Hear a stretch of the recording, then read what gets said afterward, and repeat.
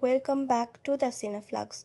I'm genuinely glad you are here tonight, or this morning, or whatever quiet hour you have carved out for yourself to sit with something that matters. That is what this channel has always been about, not just watching films, but letting them arrive, letting them settle. And today's the film we are sitting with is one I have returned to more times than I expected when I first pressed play.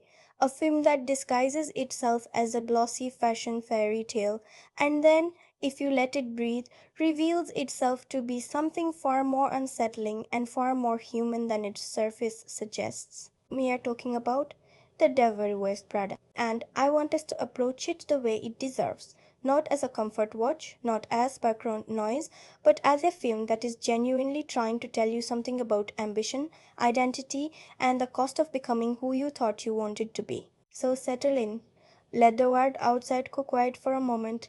This is the Cine Flux, and this is where we begin. To understand what The Devil Wears Prada was doing when it arrived in 2006, you have to understand the particular cultural climate it stepped into, because films do not emerge from vacuums. They grow from the soil of their moment, even when they are trying to escape it. The mid 2000s were a fascinating and slightly anxious time in Western culture, particularly in America. The decade had opened with catastrophe and continued with conflict, and somewhere in the middle of all that weight, popular culture developed a strange, almost compulsive appetite for aspiration. Reality television was becoming a dominant force. Shows built on the premise that ordinary people could be transformed, that access to glamour was just one correct decision away, that ambition was not only admirable but essentially the point of a life. The celebrity economy was expanding in real time. Glossy magazines were not just publications, they were institutions of desire. Fashion, in particular, occupied a peculiar throne in the cultural imagination. It was simultaneously dismissed as trivial and consumed with enormous hunger. The gap between those two responses is where The Devil Wears Prada chose to live. Lauren Weisberger's source novel had arrived in 2003 and it became a phenomenon almost immediately, reportedly drawing on her own experiences. As an assistant to Vogue's legendary editor Anna Wintour, Weisberger's book landed with the force of a confession, or at least a very entertaining approximation of one. It was sharp, it was funny, it was specific in a way that felt almost transgressive. You are being shown behind the curtain of an industry that cultivated mystique as a survival mechanism, and people devoured it. The novel spent weeks on bestseller lists, sparked enormous conversation about work culture, about the power dynamics between women in professional spaces, and about what it actually meant to pursue a career you cared about at the cost of the life surrounding it. By the time Hollywood acquired the rights, the cultural appetite for this story was already enormous. The question was only whether the film could match what the book had awakened. David Frankel's adaptation arrived in June of 2006, and it was met with something that does not happen often enough in mainstream cinema: genuine, widespread enthusiasm that was not manufactured by a marketing machine. Critics responded warmly. Audiences responded even more warmly. The film made over $300 million globally on a budget that, by Hollywood standards, was modest. It outperformed its expectations significantly, which is the kind of performance that tells you a film has touched something real, not just executed a campaign well, but connected with an actual need in the audience. What is fascinating, though, is looking back at how the critical conversation around the film sometimes struggled to take it seriously on its own terms. There were reviewers who praised it while holding it at arm's length, as if enjoying it too openly might compromise their critical standing.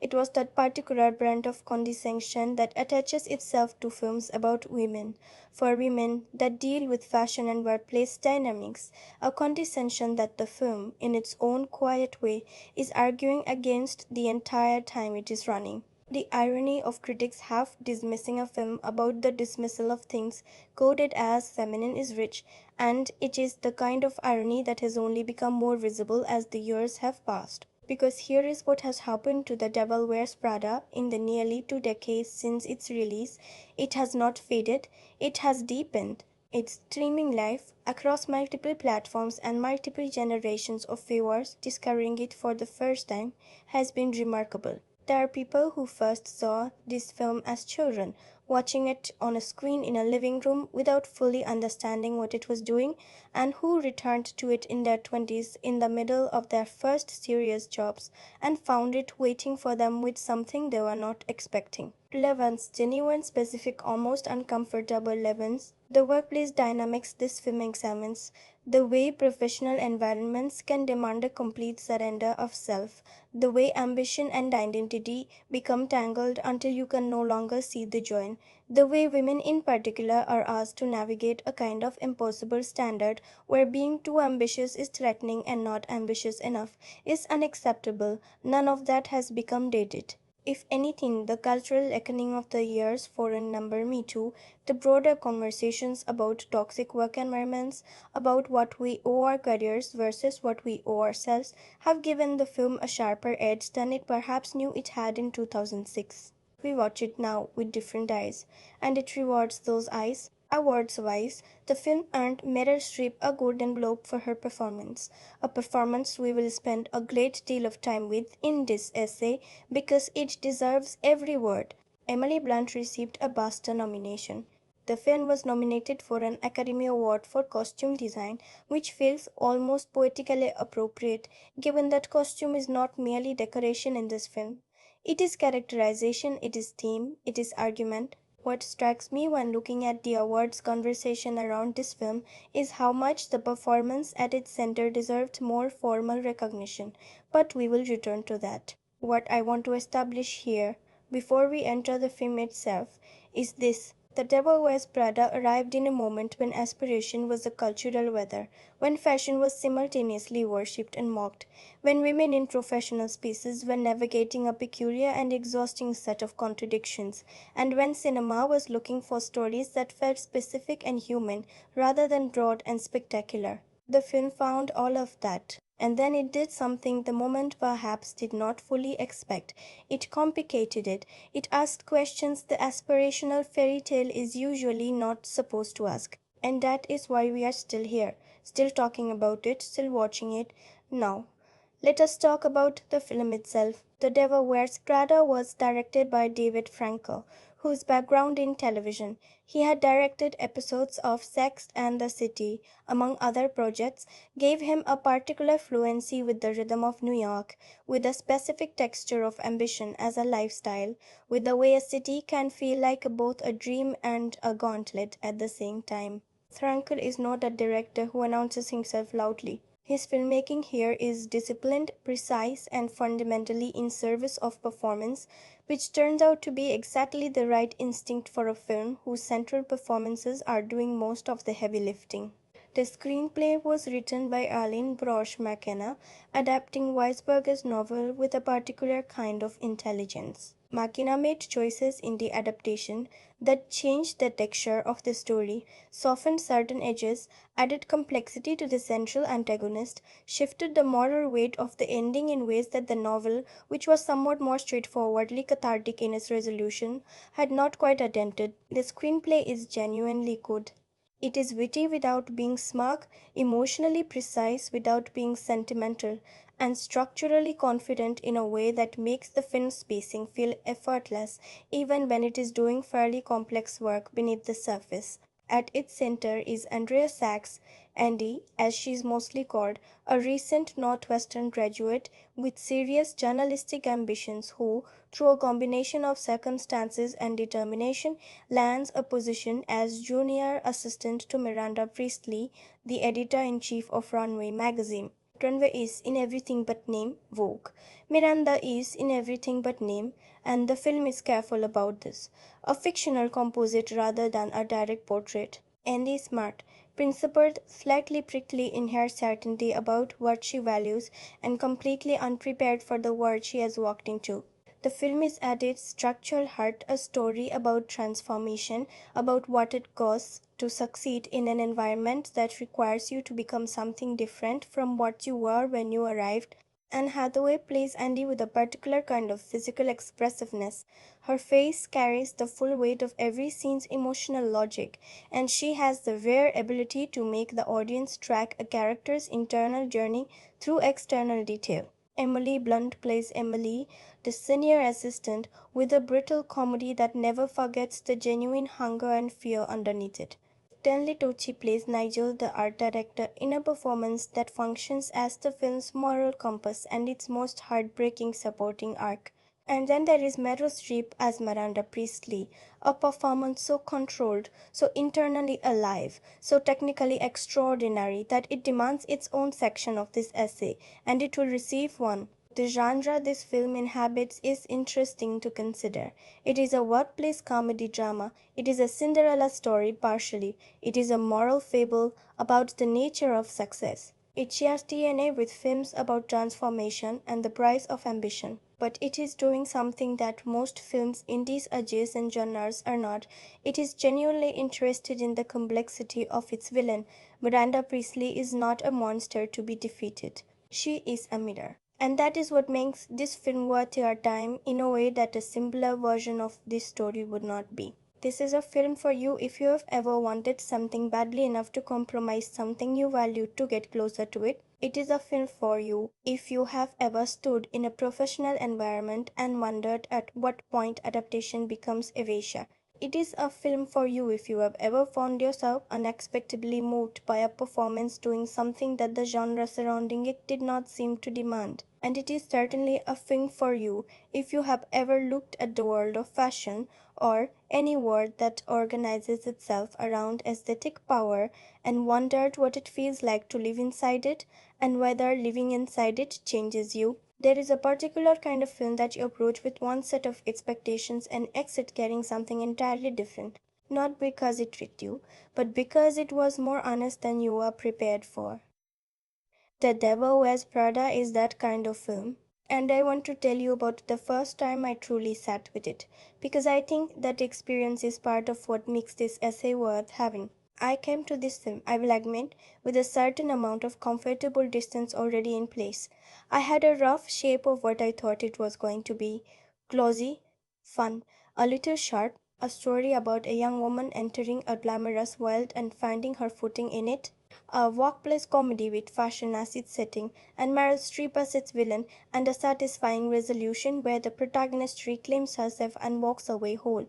I had seen enough of those stories to think I knew the contours of this one before it began. That comfort, that premature familiarity, is something this film quietly, methodically dismantles over its running time. The opening sequence does something quite deliberate that I did not fully appreciate the first time I watched it. It shows us the morning routines of a series of young women, each one preparing themselves, grooming themselves, assembling themselves for the day, and then it cuts to Andy, our protagonist, pulling on clothes with an easy carelessness that quotes her immediately as someone outside this ritual. The contrast is playful on the surface. But beneath the playfulness, the film is already setting up its central argument. Andy's casualness is presented as authenticity. The other women's careful self construction is presented in this opening montage as a kind of performance. And the film is going to spend the next hour and 50 minutes asking whether that distinction is as clean as it seems. Whether authenticity is simply the performance we have not yet admitted to ourselves. That unsettling question was not what I came in expecting to sit with. And that surprise, that quiet, accumulating sense that the film was doing something more rigorous than its surface suggested, was the feeling that defined my first encounter with it. The atmosphere the film creates from its very first scenes is remarkable in its specificity. New York is not simply a backdrop here, it is a climate. Franker shoots the city with a particular kind of awe that never tips into postcard glamour. There is something slightly overwhelming about how the film renders Manhattan, the pace of it, the scale of it, the way it seems to have no interest in adjusting itself to the human beings moving through it. Andy arrives in the city and the city simply continues. That indifference, the sense that aspiration is a private experience happening inside a world that will not pause to acknowledge it, is something the film establishes with visual intelligence before a single word of meaningful dialogue has been spoken. And then the film takes us into runway and everything changes because inside runway, indifference is not the emotional weather. Inside runway, the emotional weather is something closer to control terror. The way Frankel and his production team render the runway offices, the particular quality of the light, the way sound seems to behave differently inside those walls, the precise geometry of power visible in every spatial arrangement, creates an environment that feels genuinely separate from the city outside. It is as if runway exists in its own atmospheric bubble. And that bubble is beautiful and suffocating in almost equal measure. I remember during that first view noticing that the film was being very careful about when to use comedy and when to withhold it. There are scenes in the early section of the film, Andy's first encounters with the runway world, her initial failures to understand its language and its rituals, that are played for comedy, but the comedy has a particular quality. It does not feel contemptuous of Andy, it does not feel contemptuous of the fashion world either, actually, which is a more interesting choice. The humor comes from the collision of two different sets of values, two different ways of understanding what is worth caring about, and the film, even in its funniest moments, refuses to declare a winner. That refusal, that genuine, sustained refusal to tell you which world is right, is what I keep returning to when I think about what makes this film more than the sum of its very enjoyable parts. Now let us walk through what this film does for its story, not as a plot summary, you can find those anywhere, but as a lived experience. As an emotional journey that has a shape and a purpose, and a series of moments that, taken together, build into something that stays with you after the credits have finished rolling. Andy Sachs begins the film as someone who is certain of what she values. She's a writer, she cares about serious journalism. She has a boyfriend she loves, friends who know her, a clear sense of her own aesthetic and her own priorities. She is not naive, she is genuinely intelligent, and the film never asks you to underestimate her. But she is, in the particular way that very intelligent young people can be, slightly arrogant in her certainties. She has decided in advance which things matter and which things do not.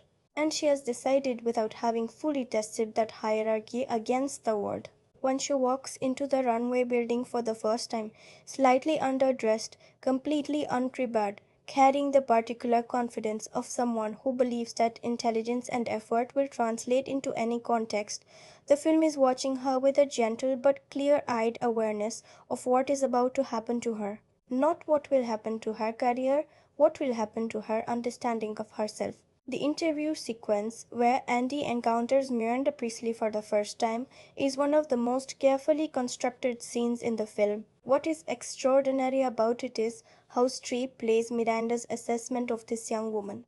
There is no dramatic confrontation, there is no explicit test. Miranda simply looks at Andy, listens to her defend herself, paraphrasing here, but Andy essentially argues that she does not need to care about fashion because she has other qualities, and then Miranda delivers a response that is presented almost as a kindness, or at least as an honesty. She tells Andy, in effect, that her attitude is a kind of arrogance dressed up as authenticity, that the self congratulatory position of being above the world you are asking to be admitted into is not a sign of integrity, it is a sign of having not yet understood what you are dealing with. Miranda hires her anyway, and that decision, that choice to take on someone who does not understand the world she is entering, is the first of several moments in this film where Miranda's behavior, which appears cruel or capricious on the surface, reveals itself to have an internal logic that is more complicated than it first appears. What follows is a section of the film that works as a kind of prolonged immersion. Andy is thrown into the deep end of a professional world with its own language, its own values, its own hierarchy, its own aesthetic code, and she is expected to learn to swim without being taught. The demands placed on her are extraordinary, not just professionally demanding in the normal sense, the hours, the immediacy of the requirements, the sense that every task carries the full weight of Miranda's expectations, but existentially demanding. Because to do this job well, you have to stop seeing it from the outside. You have to stop watching the fashion world with the slightly amused detachment of someone who has decided it does not really matter. You have to enter it. And entering it means changing. The film tracks this transformation with a precision that I find genuinely admirable. The changes in Andy are not announced. They arrive in small details, a different way of standing in the elevator, a new attentiveness in her eyes when she looks at a garment, a shift in vocabulary that she barely notices in herself but that the audience begins to register. The film understands that the most important transformations are the ones we do not witness in ourselves as they happen. That is not a small insight. Most transformation narratives make change dramatic and visible. This one makes it incremental and quiet, and all the more unnerving for that. And then comes the scene that, for me, is the film's great pivot point, the cerulean blue speech. Miranda, responding to Andy's barely suppressed amusement during a fashion decision, a moment where Andy's old certainties surface just long enough to be visible, delivers a monologue that is one of the most quietly devastating things I have seen in a mainstream comedy drama. Miranda does not raise her voice, she barely changes expression. She simply explains, in terms that are methodical and irrefutable, how the particular shade of blue in Andy's own casual sweater arrived there, through a chain of decisions made in rooms like this one, by people doing work like this work, filtering down through years of cultural influence until it reached a mass market retailer and ended up in Andy's wardrobe. She's explaining that no one is outside a system, that the studied indifference to fashion is itself a fashion, informed by fashion, made possible by fashion. That Andy's sense of superiority is built on a foundation she has refused to look at. Think about what that means. Think about what the film is doing in that moment. It is not simply making a point about the fashion industry. It is making a point about the illusion of choosing to stand outside any system of values and meaning. The speech is, beneath its surface argument, a meditation on the impossibility of a purely authentic position. None of us are standing outside the currents that shaped us. The question is only whether we are aware of them. Andy is not the same after that scene, and neither honestly is the audience, or at least I was not. Because the film has just told you that Miranda, who is supposed to be the devil in this particular story, has just said something genuinely true, and that complicated everything. What follows in the film's middle section is a seduction, not a romantic one, something more interesting than that. Andy begins to excel. She starts to understand the language of this world. She starts to care in ways she did not expect and cannot entirely justify to herself about getting it right. Nigel, played by Stanley Tucci with a warmth and a melancholy that makes him the film's most emotionally generous presence, begins to take her seriously. It gives her an education in how to see, in how to understand fashion as something more than decoration. He speaks about it the way you might speak about literature or architecture, as a system of meaning, a form of communication, a language with its own grammar and its own poetry. This relationship between Andy and Nigel is one of the film's great quiet pleasures, and also ultimately one of its most heartbreaking threads. Nigel sees Andy clearly, both who she is at the start and who she is becoming, and he is wise enough to understand that becoming is not always forward motion, sometimes it is a trade. Meanwhile, Miranda, every scene Streep is in, is doing several things simultaneously. The performance operates on multiple registers at once, the surface layer, which is what the other characters in the scene can see, and a deeper current that the audience can feel but rarely explain easily. Miranda is imperious. Miranda is demanding. Miranda is, by any ordinary standard, a terrible person to work for. And yet, and yet, there are moments, small, almost imperceptible, but absolutely deliberate, where Streep lets you see the machinery behind the mask, a particular kind of exhaustion, a particular kind of loneliness that is perhaps inseparable from the position she has built. A flash of something that might be recognition when she looks at Andy and sees something of herself in the younger woman's hunger. These are not moments that undercut Miranda's difficulty. They complicate it. They ask you to hold multiple truths at once. This woman is genuinely formidable, genuinely cruel in certain moments, and genuinely human in ways she would never permit herself to acknowledge in the open, as Andy assents. As she becomes better at the job, better at navigating the language of the runway world, Better at anticipating Miranda's needs and satisfying her demands, the film begins to show us the cost in a series of accumulating details. Dinner conversations with her boyfriend Nate that have the rhythm of two people growing apart without either of them quite wanting to name what is happening. Friends who start to feel like visitors from a previous version of her life rather than anchors to who she actually is. A self consciousness about her new wardrobe, the clothes that Nigel helped her choose, the aesthetic she has been constructing, that is very different from the easy indifference with which she dressed herself at the start of the film. She cares now, she has learned to care, and caring has made her better at her job, but caring has also made her complicit. There is a particular moment midway through the film's second act where Andy is handed an opportunity that requires her to step over a colleague to take it, not dramatically, not in a moment of clear villainy, just a professional situation where advantage and loyalty happen to be pointing in different directions and she has to choose which direction to walk in. The film does not dwell on this choice in slow motion. It does not make it a grand dramatic scene. It just lets it happen at the pace of ordinary professional life, which is exactly how these choices happen in reality.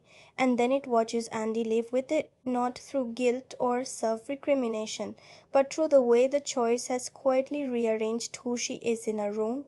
This is the film's great subject, not fashion, not ambition, not even workplace toxicity, though it deals with all of these. The film's great subject is the gradual, nearly invisible process by which we become someone we did not plan to become, and the terrifying possibility that we might not notice until we are already there. The pacing of the film is a genuine artistic choice. Franco keeps things moving. This is not a slow film, it does not linger on its own intelligence, but within that forward momentum, he creates pockets of stillness. Moments where the film simply holds a shot for a beat longer than you expect, a look that lasts half a second more than it needs to. A silence at the end of a scene that gives you just enough space to register what you have just seen before the next scene begins. These pockets of stillness are where the film does its most important work. They are the spaces where the emotional and moral logic of the story settles into your understanding, not through dialogue, through time. By the time the film approaches its third act, Andy is not the person who walked into the runway building at the beginning of the story. She looks different. She moves differently. She's learned to navigate this world with a fluency that was completely absent when she arrived. And this should feel like triumph. In a simpler version of this story, it would feel like triumph. But Franco and McKenna and Hathaway together have made something more honest than that. Because alongside the professional fluency, something else has changed. Something that does not have a name exactly, but that you can see in the way Andy interacts with the people she loves. The way she talks about her work to people outside of runway. The way she looks at herself in moments when she thinks no one is watching. She has become very good at something. And in becoming very good at it, she has become, incrementally, someone the people who loved her original self find slightly harder to recognize. And here is where the film shifts completely. Because Andy is about to be taken to Paris, the Paris section of this film, and I want to be careful not to move into full spoiler territory yet, because that moment deserves its own proper space in this essay, is where everything the film has been building arrives at its point of maximum pressure. Paris is beautiful. Paris is triumphant on the surface. And Paris is where Andy is finally given the full view of the destination she has been climbing toward. What she sees at the top is not what she was told to expect. And what she decides to do about it is the fin. But before we go there, before we follow Andy into that final turn, we need to talk about how this film was made. Because the story of the making of the Devil Wears Prada is, in its own way, as interesting as the story the film is telling. There is something that happens when you learn how a piece of art was made. When you step behind the film and see the decisions, the accidents, the pressures, the arguments, the moments of grace and the moments of crumpus that produced what you eventually experienced as a finished thing. Sometimes that knowledge diminishes the work, sometimes it explains it in ways that make it feel mechanical, constructed, less alive, but occasionally And this is one of those occasions. The story of how a film was made deepens it, makes it more interesting, adds layers of meaning to moments you thought you already understood. The making of The Devil Wears Prada is that kind of story, and it is worth telling in full. Begin with the screenplay. Alan Brosh McKenna was hired to adapt Lauren Weisberger's novel, and the choices she made in that adaptation are responsible, more than perhaps any other single creative decision, for why this film works as well as it does. The novel, which Weisberger has described as drawing on her own experiences in a high pressure editorial environment, is considerably sharper in its satirical edge and considerably less interested in complexity when it comes to the Miranda figure. In the novel, the Miranda equivalent is more straightforwardly monstrous, more purely difficult. The protagonist's escape at the end carries the weight of pure liberation, a clean break from a purely toxic situation. McKenna, reportedly in close conversation with director David Frankel and producer Wendy Finnerman, made a decision that changed the entire moral architecture of the story. She decided to make Miranda human. Not sympathetic in any simple sense, not redeemed, not excused, not softened into someone you feel entirely comfortable rooting for, but genuinely, uncomfortably, interestingly human. That decision is the heartbeat of the film, everything else grows from it. What this meant in practice was that the screenplay had to do something technically very difficult. It had to render Miranda's perspective with enough clarity and depth that the audience could understand her internal logic even while recognizing the damage that logic causes, without the film ever actually shifting its point of view away from Andy. We are always in Andy's experience. We see Miranda only from the outside, and yet we feel her complexity as something more than a villain's backstory. That is a screenwriting achievement of real sophistication, and it deserves recognition as such. Macon has spoken in various interviews about the challenge of writing Miranda's dialogue in particular, because Miranda communicates in a register that is both very controlled and very precise, and because so much of her power comes from what she does not say rather than what she does. Writing a character whose most devastating moments are delivered at barely above a whisper, whose authority is entirely internal rather than performed, whose emotional life is visible only in the gaps between words, that is an extraordinary challenge, and McKenna met it in a way that gave Streep material genuinely worthy of what Streep then did with it. Now, Meryl Streep. We need to spend real time here because the performance she gives in this film is one that the critical conversation, even when it praised it, perhaps did not examine with the precision it deserves. Streep was not the first choice by Miranda Priestly. Reportedly, the role was initially envisioned by the studio with a different kind of performer in mind, someone whose screen persona already contained an element of established authority or severity. Various names were reportedly considered. What happened?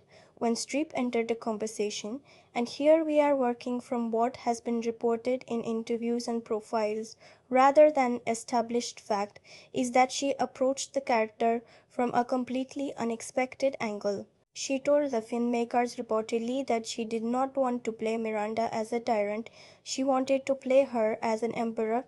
The distinction she was making is not cosmetic. A tyrant performs their power, an emperor simply inhabits it. The performance Streep built from that distinction is unlike almost anything else she had done before it, and unlike almost anything anyone else was doing in mainstream Hollywood cinema at that time. Consider the voice. Streep made the choice, reportedly early in her preparation, to bring Miranda's register down almost to a whisper, a soft, quiet, carefully controlled voice that never rises to match the emotional temperature of a room, even when that room is in crisis.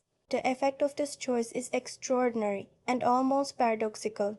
The quieter Miranda speaks, the more carefully everyone around her listens. The softer her delivery, the more weight each word carries. It is a master class in understanding where power actually lives. Power does not need to be loud.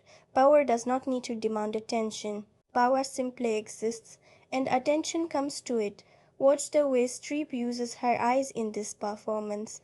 This is something that rewards close viewing on a small screen almost more than a large one, because it is so interior, so precise, so completely controlled. In most of Miranda's scenes, her eyes are doing something almost independent of the scene's surface action.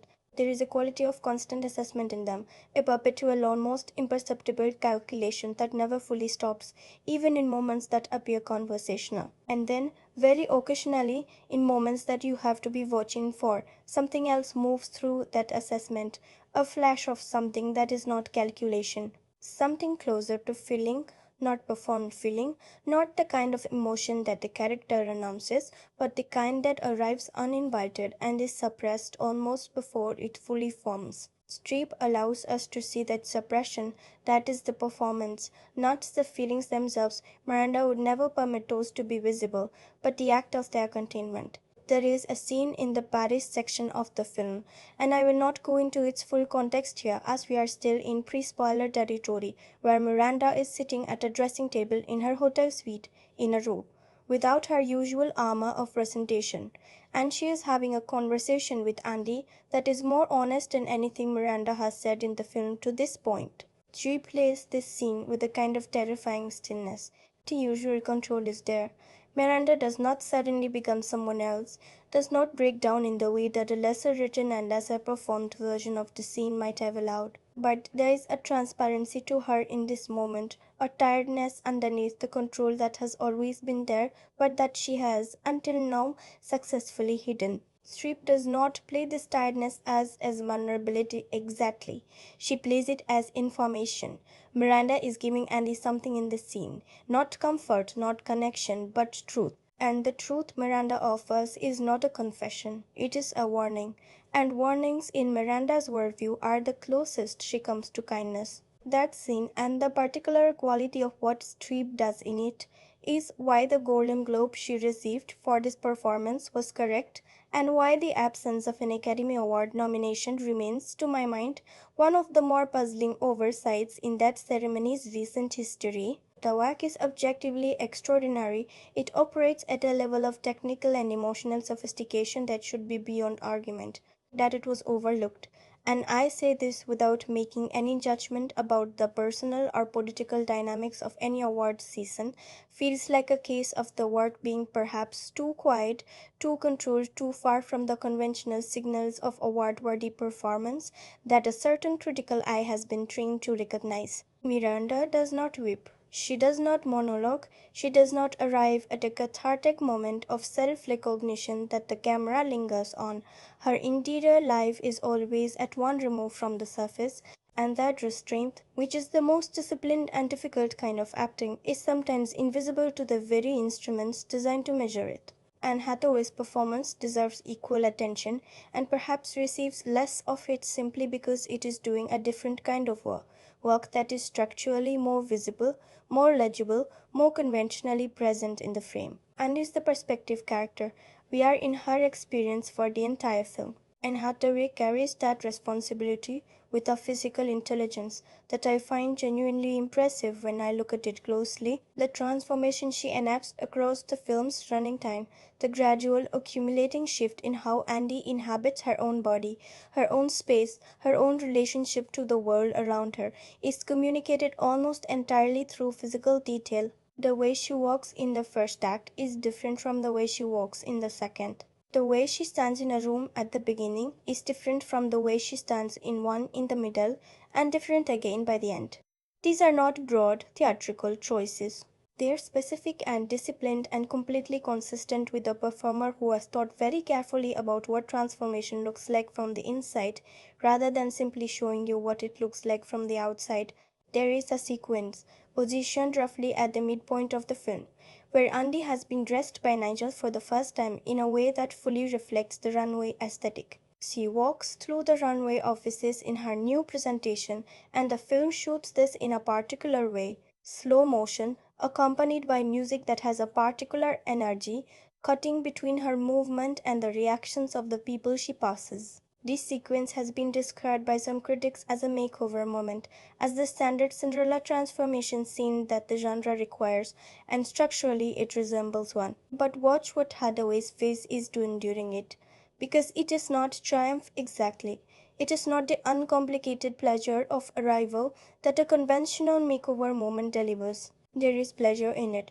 She is not performing discomfort for the sake of irony, but alongside the pleasure there is something else, a self-consciousness that is almost uncomfortable to watch, a sense of someone trying on an identity that fits and discovering that the fact that it fits is itself slightly alarming. Hathaway holds both of those things at once in that sequence, and the tension between them is what makes it genuinely interesting rather than simply entertaining. Emily Blunt's Emily is a performance that the film's critical reception sometimes reduced to comic relief, and that reduction is a significant misreading. Blunt is doing something quite specific and quite courageous with this character.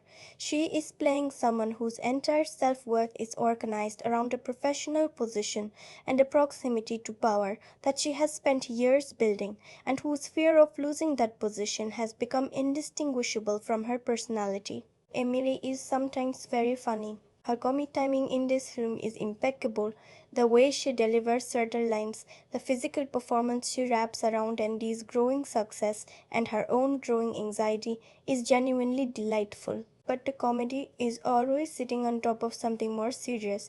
Emily is afraid, not in a way she could articulate or would admit to. She would never give anyone the satisfaction of that vulnerability, but in a way that comes through in every slightly too tight smile, every slightly too sharp response, every moment where she polices the space between herself and Andy with a precision that reads as gatekeeping but feels, underneath, like self-preservation. The film is very honest about the limitations of Emily's arc. She's not given a profound realization. She's not given a redemption. She is given instead something more realistic, a trajectory that continues mostly on its own terms, interrupted by circumstance and absorbed back into the same fundamental set of priorities she had at the beginning. That is not a failure of the screenplay. That is the screenplay being honest about how most professional lives actually work. Most people do not have transformative realizations. They make small adjustments and keep going. Plant plays that reality with a precision that makes Emily's final scene in the film far more resonant than it has any structural obligation to be.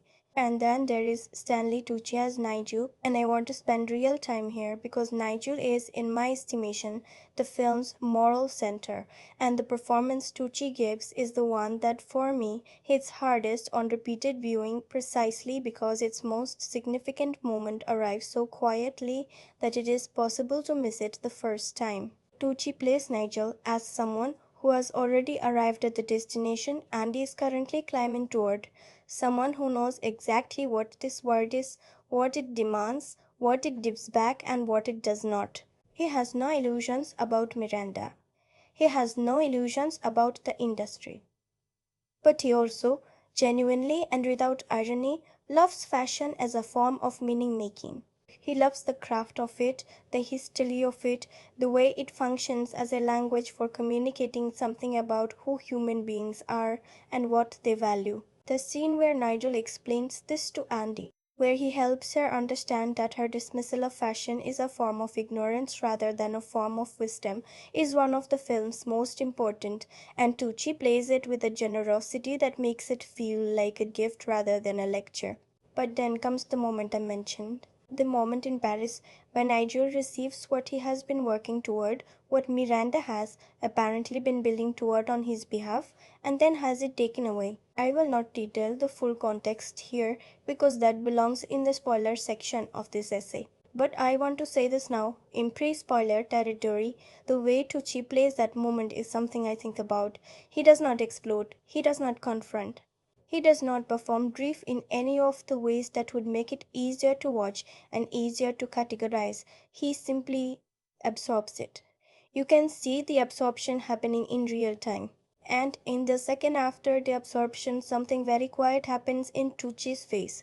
A reorganization, a recalibration, a decision about how to continue holding himself together in a room that has just taken something from him. That half second of acting is for me the single most emotionally honest moment in the film, and it arrives without announcement, without a musical cue to direct your feeling, without any of the signals that cinema usually uses to tell you that something important is happening. You have to be watching, and when you are watching, It opens something up. Now let us talk about the craft of how this film was made on a practical level, because the world The Devil Wears Prada creates is so specific, so densely detailed, so completely realized in its visual and spatial and textured particulars that the work behind it deserves proper examination. The costume design, handled by Patricia Field, who had already built a remarkable body of work through her collaboration with the Sex and the City production, is not simply beautiful to look at, though it is often extraordinarily beautiful to look at. It is doing argumentative and characterological work throughout the film.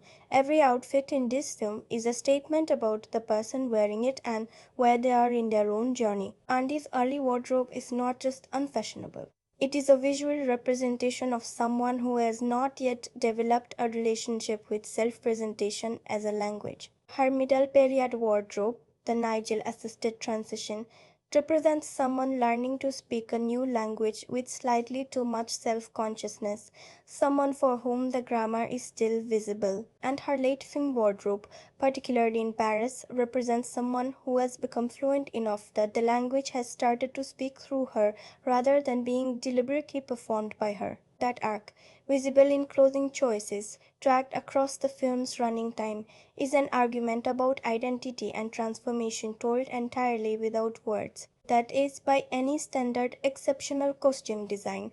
The Oscar nomination was entirely earned, and many would argue it was the one film award that season that was beyond argument. Field has spoken in interviews about the approach she took to Miranda's wardrobe in particular, and the philosophy behind it is fascinating. Miranda's clothes are not ostentatious, they are not the fashion equivalent of announcing yourself. They are instead profoundly considered in their restraint. Every piece is impeccable, every choice is deliberate, but the deliberateness is never visible. It has been refined to the point of appearing effortless, which is, of course, the highest level of effort. This is exactly the philosophy of the performance Streep is giving, and the fact that costume and performance are speaking the same language, restraint as the ultimate form of power, is a coordination of creative vision that elevates the entire production. The production design, overseen by Jess Contour, makes choices that are equally purposeful. The runway offices are designed to feel both aspirational and vaguely oppressive, spaces where beauty serves function, where aesthetic perfection is in the service of professional output rather than human comfort. The use of white throughout those spaces is deliberate. White walls, white surfaces, an absence of the kind of warm color that suggests human habitation rather than professional performance. Against that whiteness, the clothes and the people wearing them become almost sculptural, objects to be assessed rather than individuals to be known. Which is, of course, precisely how Miranda operates in relation to the people around her. Contrast this with the spaces that belong to Andy's private life, her apartment, the restaurant where Nate works, the social environments where she meets her friends. These spaces are warmer, denser, less geometrically perfect, full of the casual disorder of ordinary habitation. The production design is doing something quite deliberate in establishing these two visual registers and then watching as Andy moves between them and as the visual language of Runway begins gradually to colonize even her private spaces through her changed self-presentation. The film was shot partly on location in New York and partly in Paris, with the Paris sequences representing a significant logistical undertaking. Reportedly, the production had to navigate considerable complexity in terms of access to Parisian locations, the streets, the venues, the particular visual texture of the city that Franco needed to establish Paris as a distinct chapter of Andy's experience rather than simply a change of backdrop. The Paris sequences feel different from everything that precedes them. The light is different, the pace is different. The whole visual grammar of the film shifts slightly when it arrives in France, and that shift is intentional. Paris is where everything comes to a point, and the film's visual language signals the change of pressure before the story itself has fully revealed it. 5 moments from the production that reshape how you see the film, and I want to walk through these carefully because each one connects to something meaningful rather than simply being an interesting footnote. First, Streep's choice to bring her voice down to a near whisper was, reportedly, not universally welcomed in the early stages of production. There were, according to various accounts, concerns that the choice would read as too quiet for a mainstream film, that it would undermine the character's impact rather than amplifying it. Streep, by all accounts, held firm on the choice, and the resulting performance vindicates that confidence completely. But when you know this, when you watch the film understanding that the defining creative choice of its most extraordinary performance was the subject of genuine uncertainty during production, you see Miranda differently. You understand the courage of the restraint. Every moment of quiet is, in a sense, a deliberate act of artistic conviction, and that gives it an extra dimension. Second, Emily Blunt was cast in the role of Emily while still relatively early in her career. She had done impressive work in stage productions and in smaller screen projects, but this was a significant mainstream opportunity and she was not yet the widely recognized figure she would become. Reportedly, the chemistry between Blunt and Hathaway was immediate and genuine, which is visible in every scene they share. There is a specificity to their dynamic that feels lived in rather than performed, a sense of two people who have actually spent time in the same professional space and developed the particular complex relationship of colleagues who are not quite friends, not quite allies, but something more interesting than any of those simple categories. That chemistry was, according to interviews with both performers, something they worked to build deliberately, through time spent together before filming began. The investment is completely visible on screen. Third, the famous closet scene in which Andy is first given access to Miranda's personal fashion archive, a space of extraordinary luxury and historical significance in the world the film inhabits, was reportedly conceived very carefully in terms of its visual staging. The challenge was to make the space feel genuinely awe-inspiring, without making the awe feel like an endorsement of pure materialism. Tranquil's solution was to shoot the closet the way a museum might be shot, with a reverence for the objects as objects of meaning rather than simply as objects of desire. The distinction is subtle but important. You are not being asked to want these things. You are being asked to understand why someone might find them significant, the way you might understand why someone finds a particular painting significant, even if it is not the painting you would choose. That approach, which is really an approach to the film's entire relationship with fashion, keeps the film honest in a way that a more uncritical glamorization would have undermined. Fourth, the screenplay went through a significant number of drafts before reaching the version that was filmed, which is of course true of virtually every major Hollywood production. But in this case, what is interesting about the reported development process is the specific question that kept returning in the revision stages. Whose film is this, really? Is this Andy's story of self-discovery, in which Miranda is a catalyst and an obstacle? Or is this Miranda's story, seen from Andy's point of view, a story about the cost of power, told by someone who is just beginning to understand what that cost looks like? The final film holds both of these framings simultaneously, which is what makes its ending genuinely complex rather than simply ambiguous. But reportedly, earlier drafts were more firmly committed to one reading or the other. The decision to hold both, to keep the film genuinely double-focused in its sympathy, was one that arrived relatively late in the development process and transformed the moral texture of everything that followed. Fifth, the music. Tedor Shapiro composed the score for The Devil Wears Prada, and his approach was reportedly guided by a desire to never editorialize too obviously, to use music in a way that supported the emotional register of each scene without telling the audience how to feel about what they were watching. This is a harder compositional brief than it might sound, because film scores are conventionally understood as the tool through which a director guides emotional response. Shapiro's score in this film is notable for its restraint. It enters scenes carefully, exits before it has overstayed its welcome, and frequently chooses silence where a less confident collaboration might have chosen swelling strings or emphatic percussion. The result is a film that feels, sonically, more like a drama than a comedy, which is appropriate because the story it is telling is, underneath its considerable wit, genuinely serious. But the score is only part of the film's sonic identity. The song choices throughout the film, The tracks that accompany specific sequences, particularly the New York montages and the Paris sequences, are doing work that goes beyond mood setting. The selections are frequently ironic in a way that is not smug but genuinely complex, pairing visual content with musical content that comments on it from an angle. Every day, we talented, that mean talented, but how hard about how we show up to the finishing road once renting to need 2 hours is odd,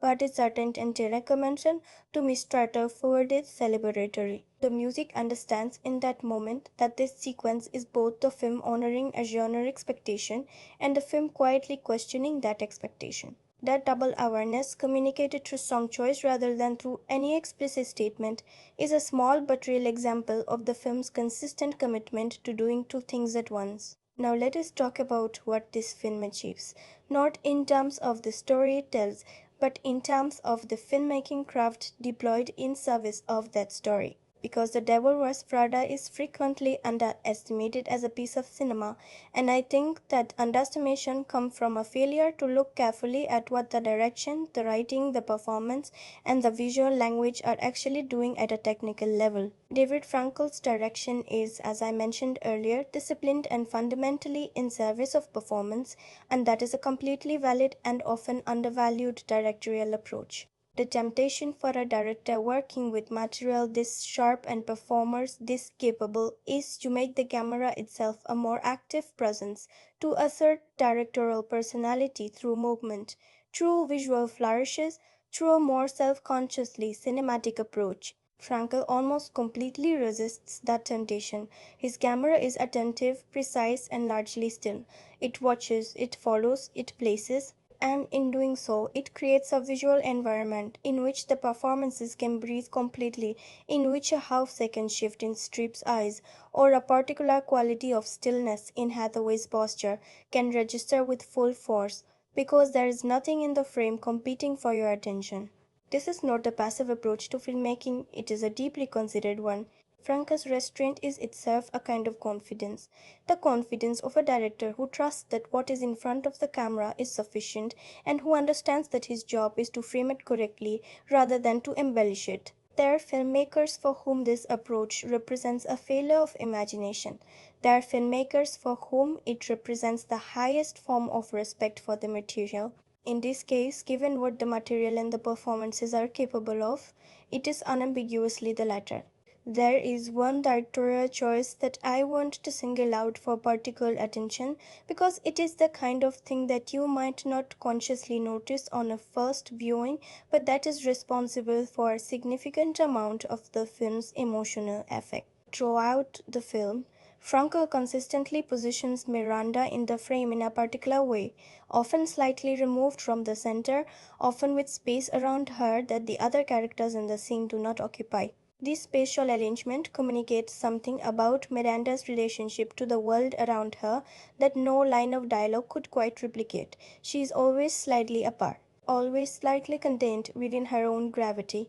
Even in scenes where she is physically very close to other people, there is a quality of distance in how she is placed and how the camera regards her, as if the film itself understands that Miranda's fundamental condition is a kind of solitude and wants you to feel that without ever announcing it. Contrast this with how Andy is framed throughout the film, always in the middle of things, always in relation to other people, always surrounded by the visual evidence of her embeddedness in the world around her. At the beginning of the film, that embeddedness feels comfortable and natural. By the middle, it starts to feel slightly crowded. You begin to notice that Andy is being pulled in multiple directions simultaneously, that the space around her is full of competing claims on her attention and her loyalty. By the Paris section, the framing has shifted in ways that are hard to articulate precisely but that are absolutely deliberate. Andy starts to appear in frames that have some of Miranda's spatial qualities. The solitude is beginning to arrive, and you register it visually before you fully understand it narratively.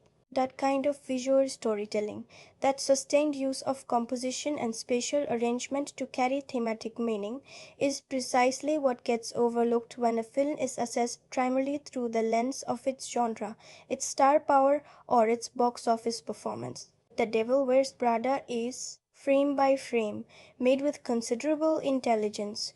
The intelligence is quiet and does not announce itself, but it is there and it is doing real work and it deserves to be seen. The writing at the scene level is worth examining in some detail as well, because McKenna's screenplay is full of moments where a great deal of meaning is communicated through very small amounts of dialogue or through the absence of dialogue entirely. The conversations between Andy and Nate, her boyfriend, are constructed with a particular kind of economy that is almost musical in its precision. They say everything that is strictly required for the scene to function and nothing beyond that, and the unsaid things, the conversations that clearly need to happen and are not happening, accumulate across the film's running time into something that feels like a genuine emotional weight by the time the relationship reaches its turning point. The Miranda Andy conversations are, of course, where the screenplay shows its greatest range.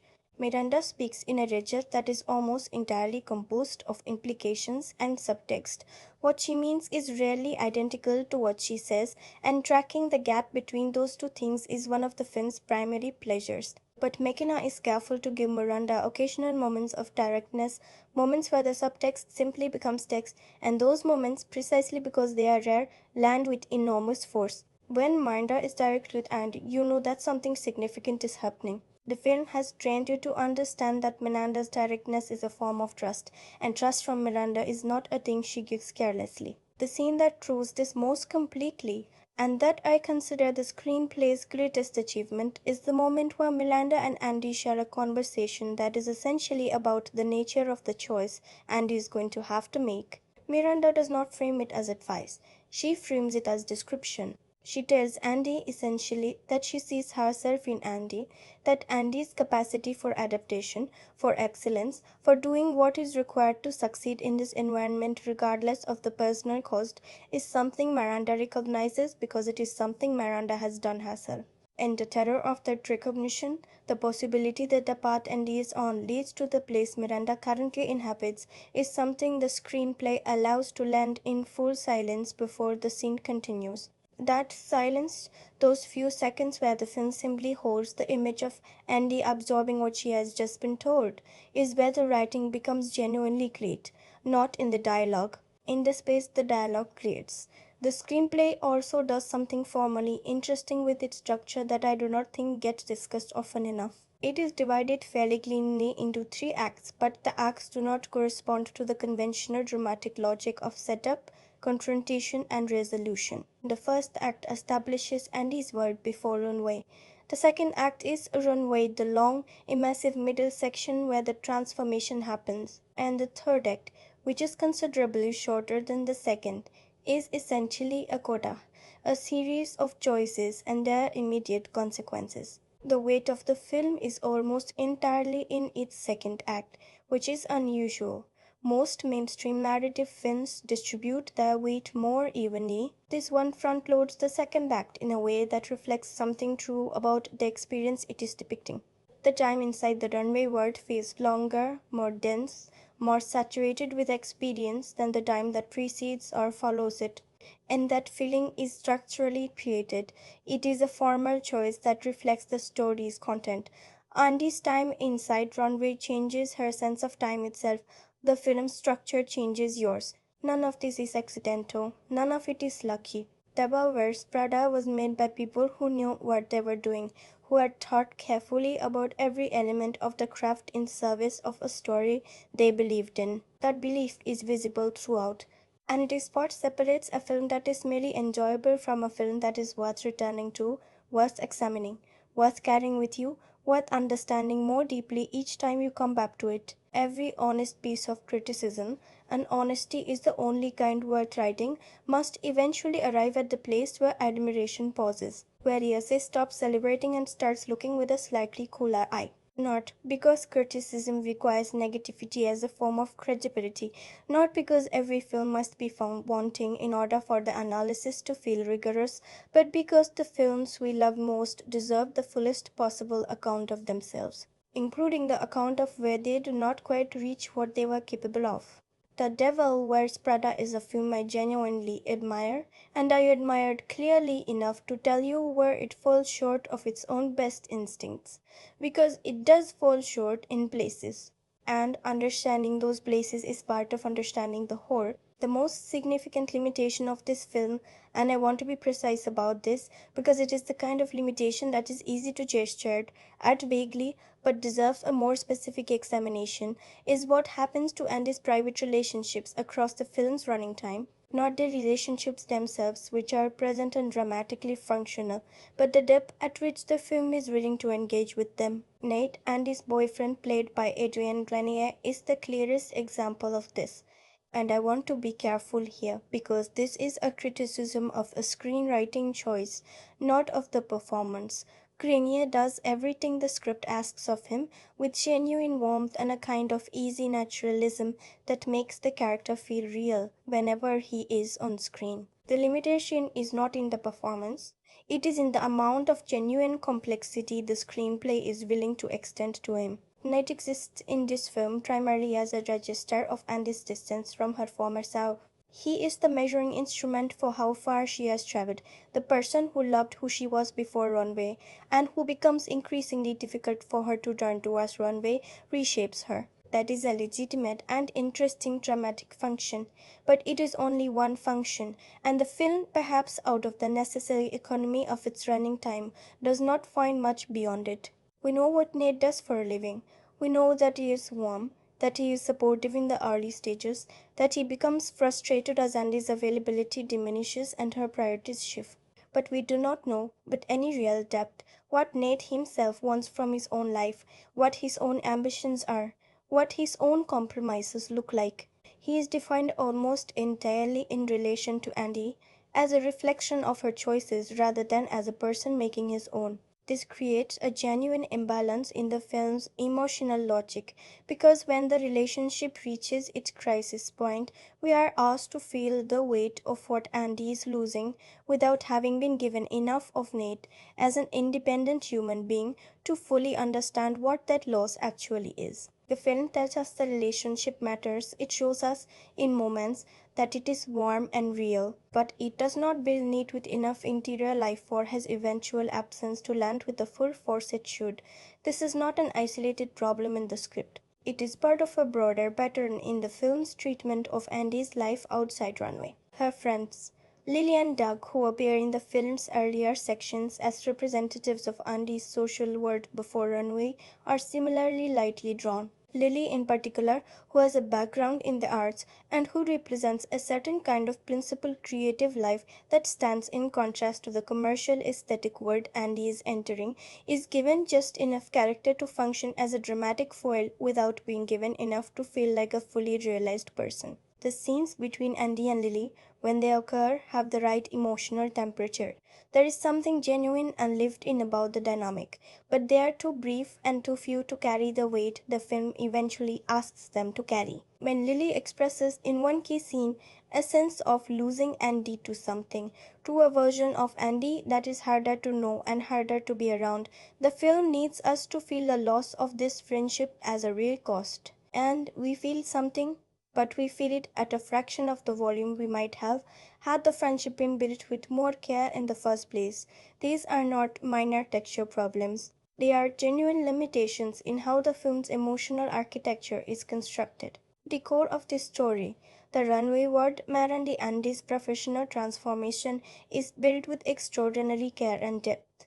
The world outside runway is built with considerably less. And the film's emotional argument that Andy is losing something real and valuable in her transformation, that the cost of success is paid in specific human currencies that matter, depends on us feeling the weight of what is being lost. When the people and relationships that represent what is being lost are drawn with only partial depth, that weight is correspondingly reduced. The film still moves us. Hathaway's performance and the intelligence of the screenplay's central arc carry enough emotional force to keep the film genuinely effective throughout. But there are moments, particularly in the scenes between Andy and Nate in the film's third act, where you sense the essay is reaching for a depth of feeling that the foundation has not been fully built to support. There is a second criticism I want to make, and it is perhaps more structural than the first. The film's pacing in its final 20 minutes, the section that follows the Paris sequences and brings Andy's arc to its resolution, moves with a speed that feels on reflection slightly rushed relative to the care with which the preceding hour and a half has been assembled. The choices Andy makes in the film's closing movement are correct dramatically and thematically.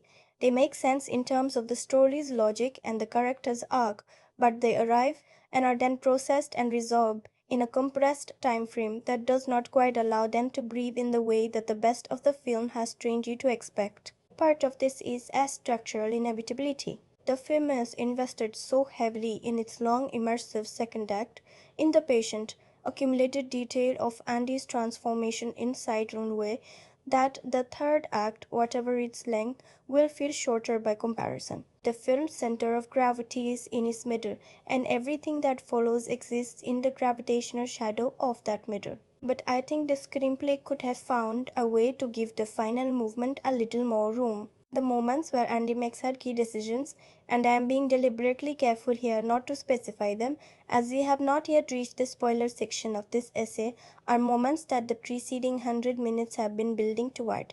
They deserve more than the compressed space the film gives them.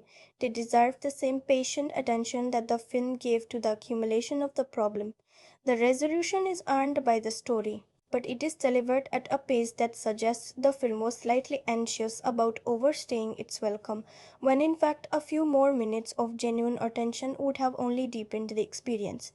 A third, smaller but real observation: the film's comedy and its drama do not always sit perfectly together. For the most part, the tonal balance is handled with genuine skill. Frankel knows when to press for the laugh and when to hold back, and McKenna's screenplay is confident in its movement between registers. But there are occasional moments, particularly in the early and middle sections of the film, where a comedic beat arrives just slightly before the scene's emotional logic has fully resolved, cutting off a feeling that was building towards something and replacing it with a laugh before the something has landed. This is a minor thing in the scale of everything the film does well, but it is noticeable on repeated viewing, and it is the kind of thing that accumulates into a very faint sense of tonal unevenness, not enough to undermine your experience of the film, but enough to register as a place where the creative control was fractionally less certain than it is elsewhere. None of these limitations, not the underwritten drive-in relationships, not the compressed final act, not the occasional tonal adjustment, constitute what I would call wounds in the film. They are limitations that a less accomplished film would not be held to this standard over, because a less accomplished film would have provided far more obvious points of failure to discuss. The Devil Wears Prada earns its criticism precisely because it has set its own standard so high. The places where it falls short of itself are interesting, precisely because the places where it succeeds are so complete. And that, I think, is the appropriate context for any criticism of a film this genuinely good. Now, having looked honestly at where the film falls short, let us go somewhere quite different. Let us talk about what this film is actually saying, not in terms of its plot, not in terms of its character arcs, which we have examined at length, but in terms of its deeper subject, the emotional and intellectual core that makes this story mean something beyond the narrative mechanics of a young woman's difficult year in an impossible job. Here is the thing about this film that I keep returning to: the idea that sits at the center of everything, and that the film circles around without ever quite stating directly. The Devil Wears Prada is not a film about fashion. It is not a film about workplace toxicity, though it depicts that clearly. It is not even primarily a film about the price of ambition, though that is very much part of its texture. At its deepest level, The Devil Wears Prada is a film about the question of identity under pressure, about what how hardens to the self when the environment it enters demands that it becomes something different, and about the terrifying possibility that the self might comply, not under force, not through coercion, but through the gradual, willing, almost pleasurable process of being very good at something that requires a different version of you. Think about what that means. The film is not asking whether Andy is forced to change. It is asking whether she chooses to change. And the answer the film gives quietly, without announcement but unmistakably, is that she does choose it. At every stage of the transformation, Andy has options. She can leave, she can refuse. She can maintain her original self at the cost of professional failure in this particular environment. The film is not interested in the external pressures that push Andy toward transformation, as if those pressures left her no room to maneuver. It is interested in the fact that the room to maneuver exists, and she does not always take it, because the transformation offers her things she genuinely wants. And the things she genuinely wants are real and legitimate ones. She wants to be good at something. She wants to be seen and recognized. She wants to understand a world that initially excluded her. These are not corrupt desires. They are very human ones, and that is precisely what makes the film's moral inquiry so uncomfortable and so honest. The film understands something about aspiration that most stories built around it do not. It understands that aspiration is not simply the desire for a particular outcome, a better job, a higher status, a greater income. It is a desire for a particular kind of experience of oneself. We aspire because we want to feel like a certain version of ourselves, more capable, more recognized, more fully realized.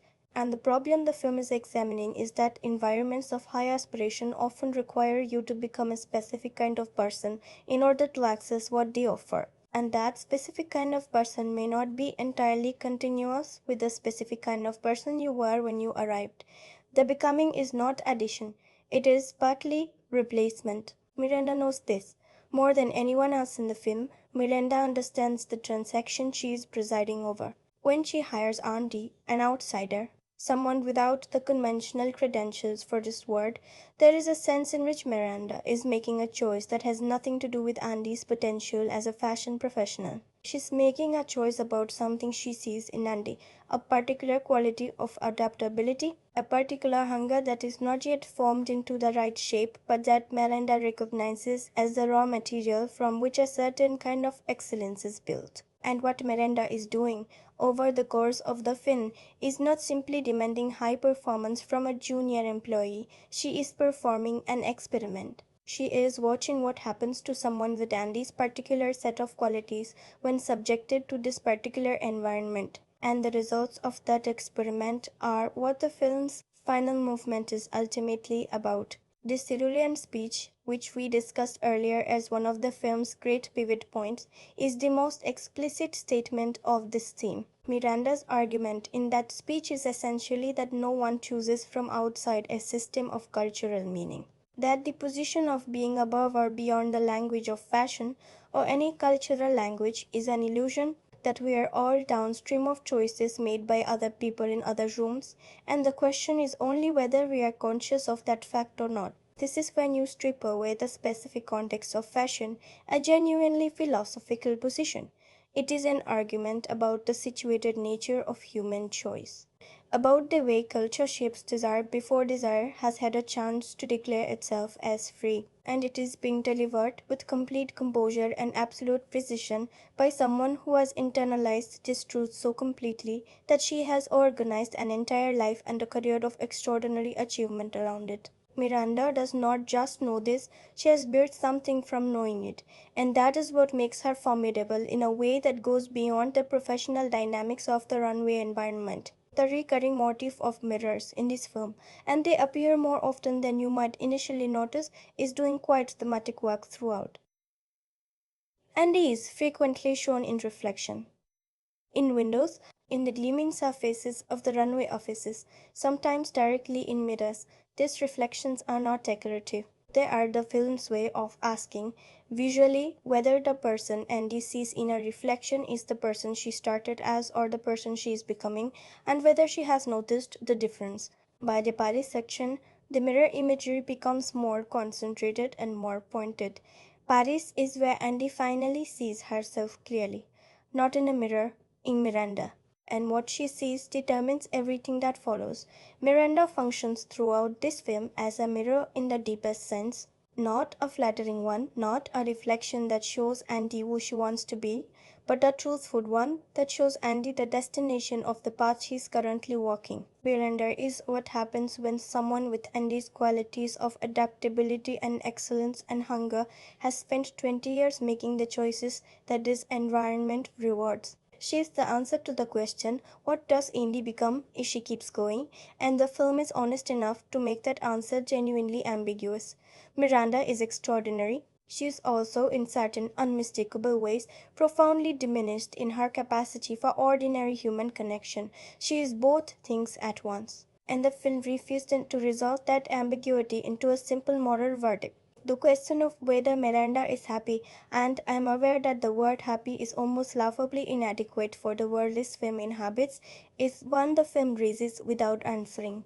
There are moments where Miranda appears to experience something that functions like satisfaction, the particular quality of attention she gives to what she considers excellent, the occasional precisely calibrated acknowledgement of something that has been done correctly. Whether these moments constitute happiness in any meaningful sense, or whether they are simply the aesthetic pleasures of a highly refined sensibility operating at full capacity, is something the film deliberately leaves open. Miranda herself does not appear to be asking the question, or rather, she appears to have arrived at a place beyond the question, where asking whether you are happy is a luxury you have traded away for something you considered more important. And the film, to its credit, does not tell you whether that trade was worth it. The theme of gender and professional power runs through this film like a current, not always visible on the surface, but generating everything that moves. Miranda exists in a world that is in many ways built by and for women. Fashion, at its creative and editorial peak, is an industry where women have historically held significant authority and power. And yet, the conditions Miranda operates under are conditions of relentless pressure and relentless judgment that have a specifically gendered quality. The film makes this explicit in one of its most significant moments, when Miranda speaks about the double standard applied to her behavior in relation to the behavior of men in comparable positions. She observes, with the controlled anger of someone who has long since processed their fury into something more useful, that the qualities in her that are characterized as monstrous or impossible would be characterized as decisive and visionary in a male equivalent. This is not presented as an excuse for Miranda's behavior. The film is too honest for that, but it is presented as a context, a specific, real, historically grounded context in which Miranda's choices and Miranda's personality were shaped by forces that did not originate with her. This is the film making an argument that it does not state directly but that is threaded through its entire structure. It is arguing that Miranda is not simply an individual personality who happens to be difficult. She is a product, a particular and extreme product of a professional environment that has specific gender demands. And the system that created Miranda is the same system that Andy is beginning to be shaped by. The warning the film is issuing quietly, through implication rather than statement, is not simply that the fashion industry is demanding or that Miranda is a particular kind of boss to work for. The warning is structural, it is systemic. It is about what environments of extreme professional pressure do to people over time, and about the specific way those pressures are experienced by women who choose to meet them fully. Emily's character is significant here as well, and I do not think the film gets enough credit for what it is doing with her.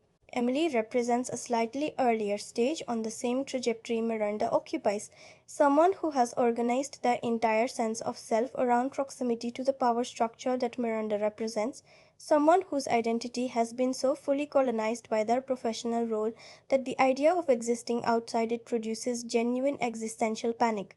When Emily is sidelined by circumstances from the Paris trip, and I will not detail the specifics here as this belongs in the spoiler section, her response is not simply professional disappointment, it is something closer to an identity crisis. The professional setback and the personal wound are inseparable for Emily in a way that they would not be for someone whose sense of self extended meaningfully beyond the office.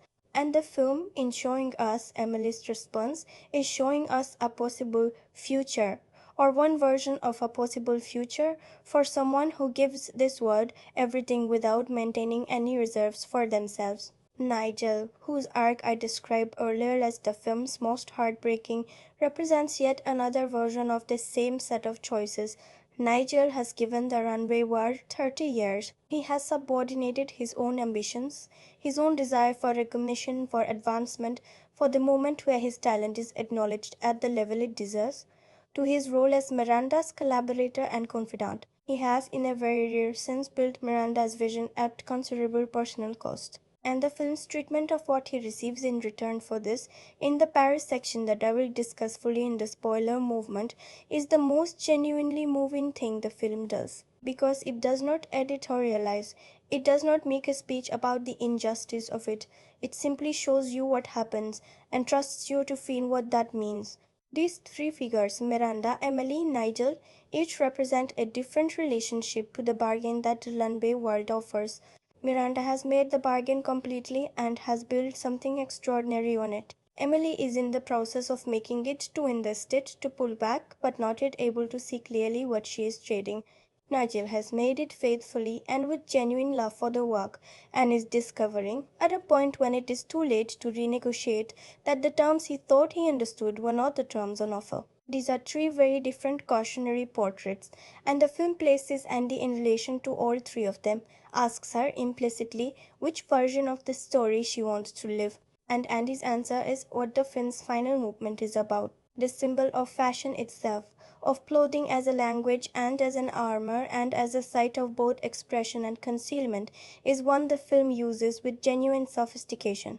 What you wear in this film is always what you are at some level, not in the superficial sense of status signaling, though that is present and the film is aware of it, but in the deeper sense of self-presentation as a form of self-construction. The clothes Andy wears at the beginning of the film are not just unstylish by runway standards. They are the outward expression of a set of values, ease, indifference to presentation, a studied casualness that is itself, as Miranda's speech makes clear, a position and a choice. As Andy's wardrobe changes, so does her relationship to herself. She becomes someone who thinks about how she appears, someone who uses appearance as a form of communication, someone who has learned the language and can now speak it fluently. And the film asks, very quietly, whether speaking a language changes you, whether you can become fluent in a way of presenting yourself and remain underneath the fluency the same person who could not speak it at all. The answer the film gives is complicated. Andy, by the end, has not become Miranda. She has not gone all the way down that particular road, but she has not returned to the person she was at the beginning either. She carries something from the runway world that she did not have before. Not just professional skills or knowledge of fashion, but a change in her relationship to her own self presentation, her own capabilities, her own understanding of what excellence feels like and costs. She's not ruined by the experience, but she's changed by it. And the film, in its final frames, is asking you to sit with the ambiguity of that change, to resist the easy resolution of either condemning what she has been through or celebrating what she has come out of it with. Both readings are available. The film earns both. Here is what this film understands about human experience that most films in its genre do not attempt to understand. It understands that becoming is irreversible, that you cannot return from a genuine transformation to the person you were before it, because the before self no longer exists in the same form. And he cannot go back to being the person who walked into the runway building on that first morning, the person who found Miranda's words slightly absurd, who carried her own certainties with a lightness that came from never having had them tested. That person has been replaced by someone more capable, more knowing, more accomplished, and less simple in ways that are both gain and loss simultaneously. The film honors both sides of that equation. It does not tell you whether the trade was worth it, because that is not a question that has a universal answer. It is a question that each viewer has to answer for themselves based on their own experience of what they have given up for what they have gained in their own lives. And that final turning of the question from the screen toward the person watching it is what makes The Devil Wears Prada a film worth returning to, not once, not twice, but at different stages of your own life, when your own relationship to ambition and identity and professional becoming has changed, and when the film will look slightly different and say something slightly new from the vantage point of wherever you currently are. Now, regarding the question of where The Devil Wears Prada sits in a larger story, this is a film that does not belong to a franchise in the conventional sense. It is not part of a series. It does not have a prequel or a true sequel in the cinematic sense, at least not at the time of this writing. It stands alone, and standing alone is, in a way, the correct condition for a story like this one. A story whose resolution depends on finality, on the sense of a chapter closing completely rather than opening onto another chapter. There has been, over the years since the film's release, considerable cultural conversation about the possibility of a sequel. Weisberger herself reportedly expressed interest in returning to this world. Various creative figures have discussed in interviews the possibilities that a continuation might offer. The characters of Miranda, Nigel, and Emily in particular seem to have a life in the cultural imagination that has not been fully exhausted by the original film. There are aspects of their stories, particularly Nigel's, that feel like they have unfinished business. And the landscape of fashion and media has changed so dramatically in the years since 2006. The rise of digital publishing, of social media as a force in the fashion industry, of the entire ecosystem of influencer culture that has fundamentally reorganized the relationship between fashion institutions and their audiences, that a return to this world in the present moment would have genuinely interesting new material to engage with. But I want to say something about the value of the film's solitude. The Devil Wears Prada works as a complete thing. Its ending, which we will discuss fully in the spoiler section, is not a cliffhanger. It is a conclusion, a genuinely resolved conclusion, even in its ambiguity. The ambiguity is not the ambiguity of a story that has left threads deliberately loose for future picking up. It is the ambiguity of a story that has said what it came to say and then placed the remaining question correctly in the hands of the person watching. A sequel would need to find a genuine reason to exist. Beyond the commercial logic of returning to a recognizable title, it would need to find a new question to ask that the original film has not already answered. That is a high bar. It is a bar that most sequels do not seriously attempt to clear. Whether a sequel to this film could clear it is something only the creative work itself could demonstrate. But in the absence of that work, the original film stands as something rare and worth protecting, a complete story told with genuine conviction that ended at exactly the right moment. What the film has given us in the nearly 2 decades since its release is not a universe to return to, but a conversation to continue. A conversation about ambition and identity that each new generation of viewers enters from their own particular position and carries away with their own particular understanding. The film does not age in the way that stories dependent on cultural specificity tend to age. It's whatever the fashion industry, the particular texture of New York, the visual language of a certain kind of aspirational professional life is dated in certain surface details, but its argument is not dated, its emotional core is not dated.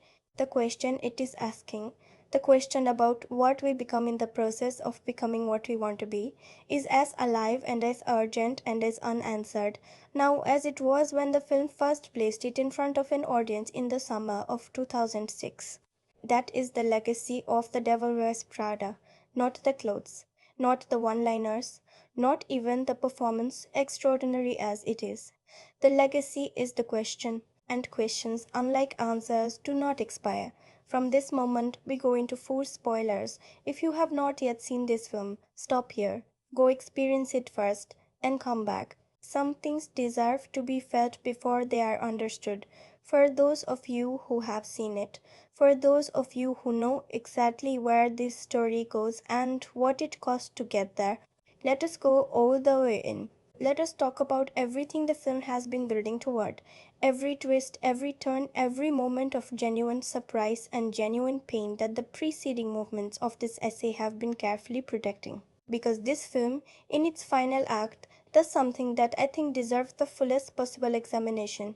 It earns its ending. Not easily, not without complication, but completely. Let us begin where the film's emotional stakes become truly serious, not in Paris but in the sequence immediately preceding Paris. Because there is a moment positioned just before Andy's departure for the French capital that the film handles with a restraint so complete that it is possible to miss its full weight on a first viewing. Andy is told by Miranda that she will be accompanying her to Paris Fashion Week, taking the place that Emily has been promised, that Emily has been working toward, that Emily has been organizing her entire professional identity around for months. And Andy's response to this information is the first genuinely unambiguous moral test the film places in front of her.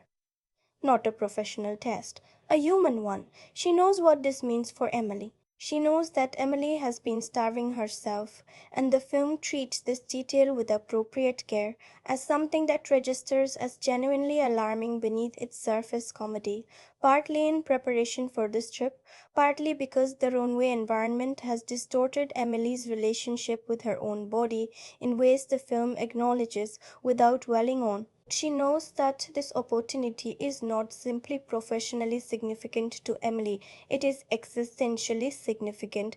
It is the thing Emily has organized her sense of self around. And Andy, upon learning that this thing is being taken from Emily and given to her, does something that is uncomfortable to watch clearly. She accepts it, she does not refuse. She does not go to Miranda and argue for Emily. She tells Emily about it because she has to, because Emily will find out regardless. But she tells her in a way that minimizes her own complicity. She frames it as something that is happening to both of them rather than something that is happening to Emily because Andy allowed it to happen. And Emily, walking backward into the road in her shock, is struck by a car. Now, the film handles this moment with a particular kind of dark comedy that some viewers find uncomfortable, and that discomfort is absolutely intentional. Emily's injury is presented with a lightness that feels slightly wrong, and that wrongness is the film being honest about how professional environments like this one process human costs. The inconvenience of Emily's hospitalization is in the runway word precisely that, an inconvenience to be managed and moved past as efficiently as possible. The film does not dwell on Emily's physical suffering, but it does not let you entirely forget it either. And the knowledge that Andy's acceptance of the bear's opportunity was part of the chain of events that led to Emily standing in that road, in that distraction, is something the film places quietly in your awareness and does not remove. This is the first major turning point in the film's moral architecture, and it is significant because of what it reveals about how far Andy has already traveled.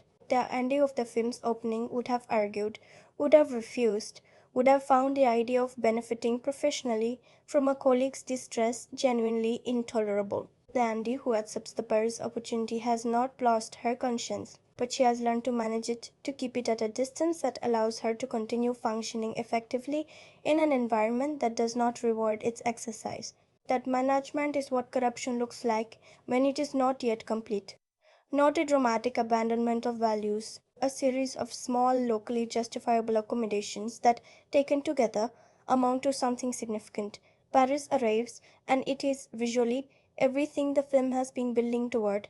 The production design and cinematography shift register completely. The light in Paris has a different quality from the light in New York, warmer and more golden and slightly more forgiving, and there is an irony in that visual warmth, given what Paris is about to reveal. Andy is doing the job brilliantly. She is anticipating Miranda's needs with a fluency that would have been impossible 6 months earlier. She is navigating the social world of Fashion Week, the dinners, the shows, the particular choreography of professional socialization at this level, with an ease that speaks to how completely she has learned the language of this environment. She belongs here now, and belonging here has cost her specific things that the film has been carefully cataloguing throughout its second act. Then comes the night that changes everything. And I want to spend real time here because this sequence, the hotel suite scene, is where the film reveals its full hand. Miranda is at her dressing table, unguarded in a way she has never been in any previous scene. The armor of presentation is absent. She is in a robe, her hair undone, her face without the precision of its public construction, and she is telling Andy something, not performing something. Telling her.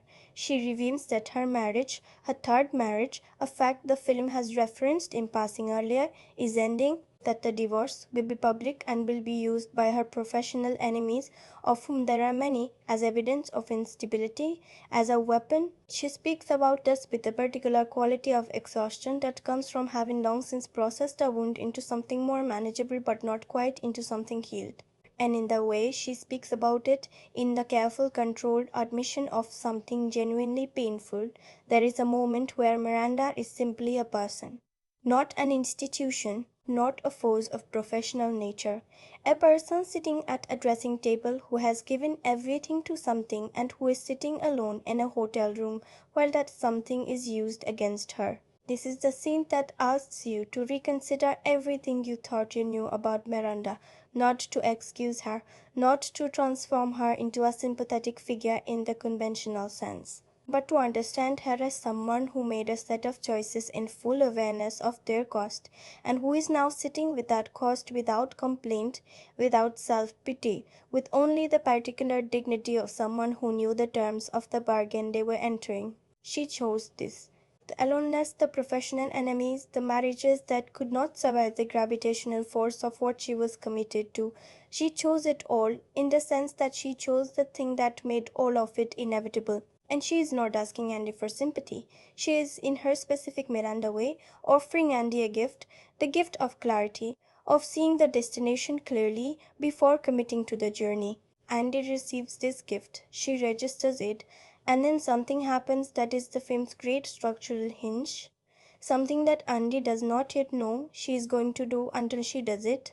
The crisis. Miranda has been told, through the kind of industry intelligence that flows through Fashion Week, the way blood moves through a body, that there is a credible plan to replace her at runway. Every Fritz, the corporate figure who holds ultimate authority over the magazine, is reportedly prepared to install a different editor, Jacqueline Follett, a figure from the European fashion world who represents a certain kind of credibility and freshness that Runway's ownership apparently finds appealing. Miranda's tenure, which has been the defining force in the magazine's identity for years, is under genuine threat. And Miranda, who knows about this threat and has been thinking about it with the focused calm of someone who does not panic, has a plan. A counter plan that requires a sacrifice. The sacrifice is Nigel. Here is what Miranda has done. She has been reportedly positioning Nigel for a significant opportunity, a creative directorship of a major fashion house, a role that would represent the full recognition of his talent and the realization of an ambition he has carefully maintained across decades of service to Miranda and to Runway. And Nigel has believed in this. He has trusted it. He has held it as the thing that was coming. The delayed but genuine acknowledgement that everything he has given has been seen and will be honored. And Miranda, in the service of her own survival, gives that position to someone else. She trades Nigel's opportunity for a professional alliance that protects her position at Runway. She uses the one thing he trusted her with as currency in a negotiation he did not know he was part of. The moment where Nigel learns this in the lobby of a Paris venue, in the middle of the professional social world they both inhabit, where any response that reveals how fully he has been affected would itself be a kind of vulnerability he cannot afford, is the moment I described in the craft section of this essay as the single most emotionally honest thing in the film. Tucci's performance in that half second is something I return to often. You can see the information arriving. You can see him understand, with immediate and complete clarity, what has happened. And then you can see the decision. Not a conscious one, but something more physical, more instinctive, to absorb it, to take the full weight of it without allowing it to show. He does not explode. He does not confront Miranda. He does not allow his face to do more than the absolute minimum required for the moment. And in that minimum, in that extraordinary compression of an enormous feeling into the smallest possible external expression, Tucci shows you a man who has understood something about the world he lives in that, perhaps, he had been allowing himself to not quite fully understand until now. Andy watches this. Andy sees what has happened to Nigel. And Andy sees Miranda register that Andy has seen it, and not only register it, but acknowledge it in her quiet way as something she accepts as part of the cost of her own survival. Miranda does not apologize. Miranda does not explain herself to Andy. Miranda simply continues, and in continuing, she shows Andy, shows her clearly without ambiguity, what the end point of the journey Andy is on actually looks like in practice, not in theory, in practice. The ability to make this choice, the ability to absorb its cost without visible flinching, the ability to regard human loyalty as a resource to be allocated in service of professional survival. That is what Miranda is, distilled to its essence, and Andy has just seen it without the softening frame of professional distance. What happens next is the turn I have been building toward throughout this entire essay.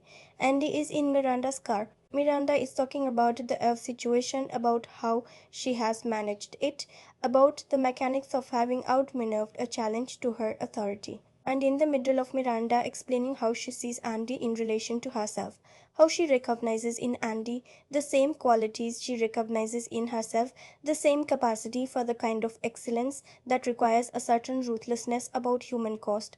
Andy opens the car door. She gets out. She leaves her phone, the professional lifeline, the constant demand, the symbol of her availability to this world, in a fountain. And she walks away. Now, I want to be very precise about what this moment is and is not, because the film's ending has sometimes been read as a clean liberation, Andy escaping the devil's grip and returning to her authentic self, the moral calculus resolved in her favor. And I do not think that reading is entirely wrong. But I think it is incomplete. And the film, if you watch its final sequences carefully, gives you something more complicated and more honest than simple liberation.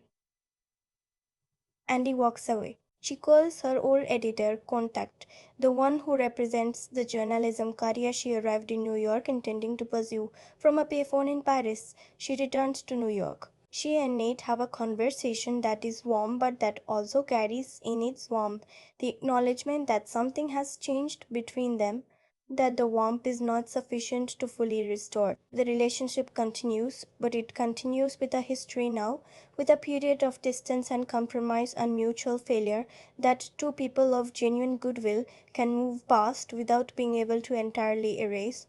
The film is honest about this. It does not give us a reunion that pretends the intervening months did not happen. It gives us two people choosing to try, which is different and more realistic and ultimately more moving. She goes to see Emily. And this scene, brief, slightly awkward, carrying the weight of everything that passed between them over the Paris situation, is one the film handles with admirable restraint. Emily does not forgive Andy exactly. She does not offer the warm absolution that a more conventional resolution might have provided. She offers something more authentic, a kind of pragmatic acknowledgement that the professional world they both inhabit does not always allow for clean moral positions, and that surviving in it requires a certain acceptance of its terms. It is not quite reconciliation. It is something closer to a mutual recognition of the compromise ground they are both standing on. And that is actually more generous than forgiveness would have been, because it is honest. She goes to see Nigel, and this conversation, the one that stays with me longest of all the film's final sequences, is the one where the film makes its most direct acknowledgement of what has been lost. Nigel, who has reorganized himself around the reality of what happened in Paris with the same quiet competence he applies to everything, is not broken. He is different. There is something in him, a slight recession of the warmth that characterized his earlier interactions with Andy, that speaks to a recalibration. He is still generous, he is still Nigel, but he has learned something about the terms of his world that he cannot unlearn, and that learning has cost him something that is visible if you are watching for it. He tells Andy in effect that this is how it works, that in this world survival belongs to those willing to make the necessary calculations. And he tells her this without self-pity and without accusation. He tells her this as a fact, a true fact about the world they have both been living in. And the fact that he has made his peace with this truth, that he has absorbed it and is continuing, is both admirable and quietly devastating. Andy's interview. Her attempt to leverage her own way experience into a journalism position at a publication whose editor initially dismisses her application is resolved in a way that speaks to how the film understands the transaction Andy has undergone. She gets the job, not because the editor feels sorry for her, not because Andy's old self, the journalist she was before Runway, has simply been waiting for her to return to it. She gets the job because of what she learned at Runway, because of what she became there. The skill and the knowledge and the fluency she developed inside Miranda's world are real and transferable and valuable beyond that world. The transformation was not simply cost, it was also gain. And the film is honest enough to acknowledge both. And then in the film's final shot, the moment that I return to every time I watch this film, the moment that stays with me in a way that I find difficult to fully articulate but want to try, Andy catches a glimpse of Miranda through the window of a passing car. Miranda is in her element. She is composed, contained, moving through her world with the particular imperious ease of someone who has never for a moment forgotten who she is and what she is for. And Miranda sees Andy just for a second. And something happens in that second, something in Miranda's expression that is there and gone so quickly that you might question whether you saw it at all. A fractional softening, a recognition that contains just barely something that might be respect or pride or the particular kind of complicated feeling you have when you watch someone choose a different path from the one you chose and you are not entirely certain whether they made the better choice or you did. And then Miranda looks away and Andy smiles and the film ends. That smile is everything, because it is not a smile of triumph. It is not the smile of someone who has definitively won something. It is the smile of someone who has arrived somewhere, not the destination they planned, not the destination Miranda would have chosen for them, but a place that is genuinely theirs, a place earned through an experience that caused them something real. The smile carries the cost of the journey inside it. It is happy and it is not entirely simple. And that combination, happiness that contains complexity, relief that is not entirely uncomplicated, is what the best endings give you. Not resolution, not victory. Truth, the foreshadowing in this film, visible only in retrospect, is worth examining for a moment. The cerulean speech, which the first time you see it appears to be Miranda asserting her authority over Andy's casual dismissal of fashion, reveals itself on second viewing to be the first move in a long game Miranda is playing, a game whose purpose is not to humiliate Andy or to win an argument, but to show Andy something about herself that Andy cannot yet see. Miranda knows from that early moment that Andy is capable of more than she is currently showing. The speech is in its way an investment, a first lesson, and every subsequent demand Maiden makes, every impossibly high standard she holds Andy to, every moment of ice cold acknowledgement when Andy finally does something right, these are all part of the same long game. Miranda is not simply being difficult, she is, in her specific and not always ethical way, teaching. And the tragedy of the teaching is that the lesson it was ultimately designed to impart, the lesson about what the destination looks like, is the lesson that sends Andy away. There are no post-credit scenes in this film. The final frames are the final statement, and they are exactly sufficient. The film trusts its ending. It does not add to it or explain it or cushion it with additional material. It places the image of Andy's smile, the smile that contains everything the preceding hour and 50 minutes have built, in front of you, and then it stops. And that trust, that complete, unhesitating confidence in the sufficiency of what has been said, is itself a kind of artistic courage. What I felt the first time the film ended on that image was something I want to try to describe accurately rather than impressionistically. I felt recognition, not of my own specific experience, but of something in the architecture of the feeling. The feeling of having been changed by something you walked into without fully understanding, and standing on the other side of it and looking back, and not being entirely sure how to account for what you see when you look at the distance you have covered. That is a universal feeling. It is the feeling of everyone who has ever committed seriously to anything, a job, a relationship, a creative practice, an education, and who has come out the other side knowing things they did not know when they went in, and being, in certain small but real ways, someone different from the person who entered. The film gave me that feeling. It gave it to me precisely and without sentimentality. And that precision, that refusal to editorialize over the top of what is already in its bare form, genuinely moving, is what made it stay. There is a particular kind of film that does not leave you when you leave it. You walk away from the screen, back into the ordinary texture of your day, the light through a window, the sound of a street, the particular weight of your own life settling back around your shoulders, and the film comes with you. Not loudly, not insistently, but with a quiet persistence, like a song you cannot quite identify but cannot stop hearing. The Devil Wears Prada is that kind of film for me. And I want to step away from analysis now, away from the craft observations and the thematic arguments and the close readings of performance and screenplay, and simply speak as someone who felt this film, because that is ultimately the only honest place to end.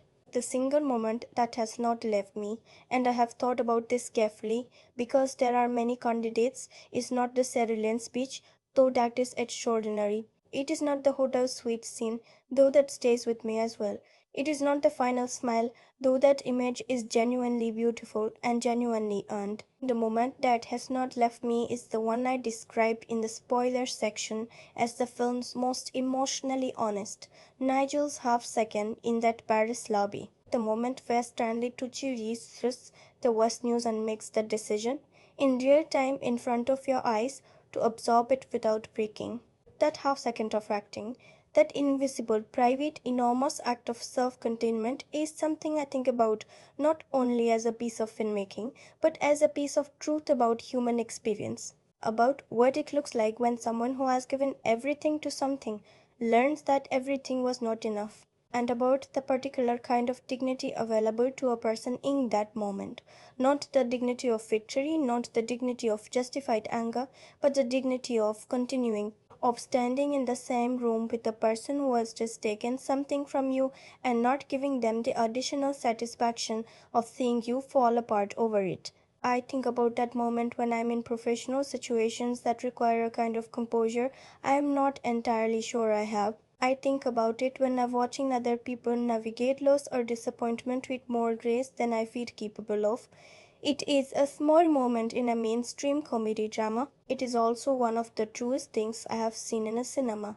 And the gap between those two descriptions, between the smallness of the detail and the size of the truth it carries, is precisely why cinema matters, precisely why we keep coming back to it. Because truth does not require a grand stage. Sometimes it arrives in a half second. Sometimes it arrives in the lobby of a Paris venue, in a robe in a hotel suite, in a smile through the window of a passing car. And when you are watching carefully enough to receive it, it changes how you see it. Did this film change how I see something? Yes. Specifically, it changed how I see the relationship between adaptability and identity. Before I sat with this film with real attention, not just watched it, but genuinely sat with it, I held a fairly clean picture of those two things as separable. Adaptability as a skill, identity as a fixed thing that the skill operates on or around without fundamentally disturbing. The film dismantled that picture, not through argument, through narrative, through the accumulated weight of Andy's art, through what it shows rather than what it says. I came out of it with a more complicated understanding of what it means to become very good at something, with a more honest acknowledgement that the process of becoming is not additive, that it changes the substrate, that you are not the same person at the end of competence that you are at the beginning of it. That is not a comfortable truth, but it is a useful one, and I am grateful to a film that delivered it in the form of a story I could actually feel rather than an argument I simply had to agree or disagree with. Would I return to this film? I have returned to it multiple times already, and each return has offered something the previous one did not. That is the reliable mark of a film that is genuinely worth your time. Not that it is entertaining on the first viewing, but that it has more to give on the second and the third and the fourth. What changes between viewings is partly your knowledge of where the story goes, which allows you to see the foreshadowing and the internal logic that a first viewing cannot fully register, and partly your own position in your own life. I watched this film at different stages of my own relationship with work and ambition, and it looked different each time. Not because the film changed, because I had, and the film was precise enough, honest enough, sufficiently free of the easy consolations that most mainstream narratives offer to reflect those changes back at me with a kind of accuracy that I found, each time, slightly startling. The person who'll carry this film most deeply is, I think, someone in the middle of their own becoming. Someone who is in the process of committing seriously to something, a career, a creative practice, a professional identity, and who is beginning to feel, perhaps for the first time, the particular texture of the compromises that serious commitment requires. Someone who is discovering that excellence and ease are not the same thing. Someone who has looked at a person they admire professionally and felt, alongside the admiration, a faint but real unease about what that person's life looks like from the inside. This film was made for that person. It was made to sit alongside their experience and say, without judgment, without false consolation, without the comfortable lie that all transformations are ultimately improvements, this is what this looks like, from the inside and from the outside both. You are not the first person to stand here, and the question you are asking, the one about what you are willing to trade and for what and whether the trade is worth it, is the right question. Keep asking it, even when the answers are uncomfortable. Especially then. Now, let me give you my complete and honest account of this film, my final thought, arrived at not through a formula or checklist, but through everything this essay has been working toward. The Devil Wears Prada is a film that earns more than it is given credit for earning.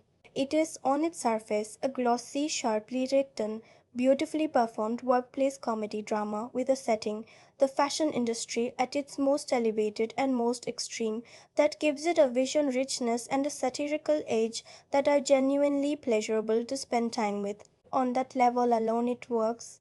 It is funny in the right places, moving in the right places, paced with a confidence that makes its nearly 2 hour running time feel entirely comfortable. If that is all you are looking for when you press play, you will find it, and you will have a very good time.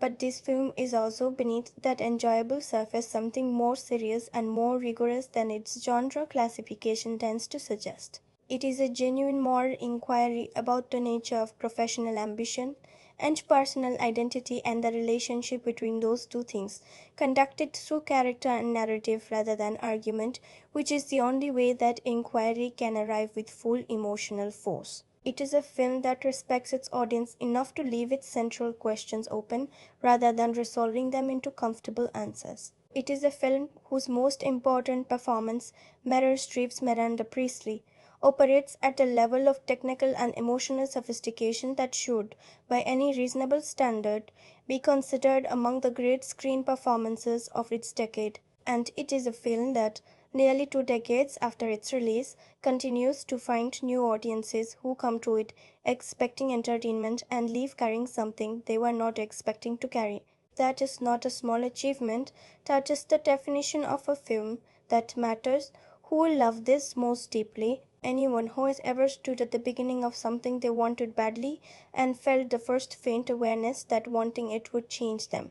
Anyone who has ever had a mentor who was simultaneously the best and most complicated influence on their professional development. Anyone who has ever chosen excellence over ease and sat quietly with the cost of that choice. Anyone who is drawn to films that treat human beings, even difficult ones, even ones who do not behave well, as genuinely complex rather than categorically good or bad. And anyone who has ever found themselves unexpectedly moved by a piece of popular cinema that seemed from the outside like it should not be capable of moving them, who may not connect with it, those who need their moral compass clearly pointed at all times, who find it genuinely uncomfortable to be asked to hold sympathy and criticism for the same character simultaneously, those who prefer their comedies to stay in comedies register without the drama pressing in at the edges, and perhaps those who have simply not yet arrived at the life stage Where this film's specific questions feel urgent, the film will wait for them.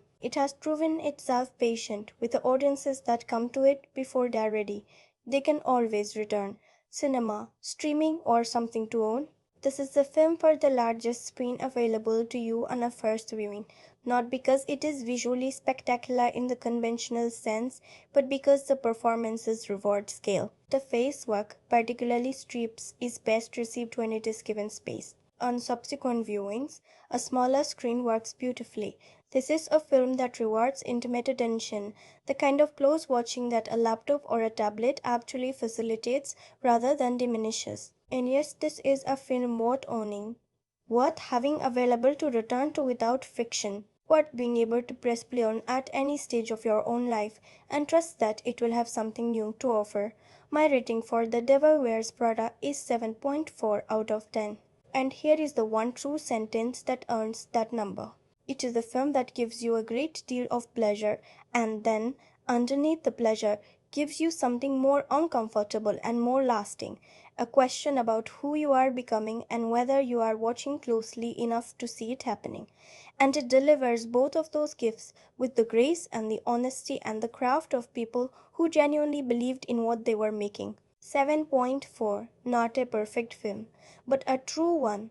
And true films are rarer than perfect ones. They're worth more too. There is a moment at the end of a film that has genuinely mattered to you, where the screen goes dark and the music resolves, and the world outside, which has been waiting patiently while you are elsewhere, begins to reassert itself. And in that moment, before the world fully reclaims you, there is a brief suspension where both things are present simultaneously, the film and the word. The story and the life, the question the film asked and the life in which you will have to find your own answer. The Devil Wears Prada at its best gives you that suspension. It holds you for just a moment between its world and yours.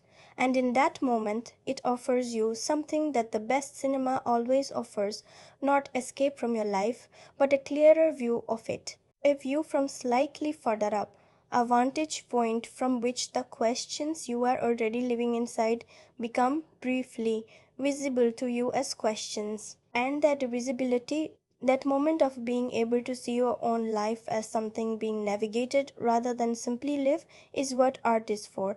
That is what the Cine Flux is for too. And I am genuinely glad you are here for this one. Thank you. From the bottom of whatever it is that keeps me pressing play on films and sitting with them and trying to find the words for what they do.